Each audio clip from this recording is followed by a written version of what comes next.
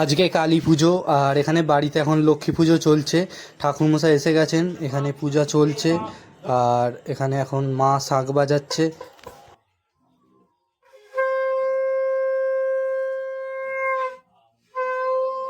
তো এবার আমরা বাতি লাগাতে যাই।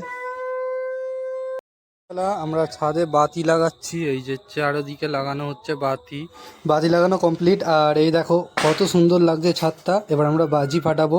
এখানে মৌমিতা রং মশাল জ্বালিয়েছে একটা, খুব মজা হচ্ছে। এখানে মা একটা রং মশাল জ্বালিয়েছে, রিমিতাও মায়ের সাথে রং মশাল জ্বালিয়েছে। মৌমিতা বাজি ফাটাতে খুবই ভয় পায়, তো ভয়ে ভয়ে একটা চটপটি জ্বালাচ্ছে, চটপটিটা আগুন লেগে গেছে।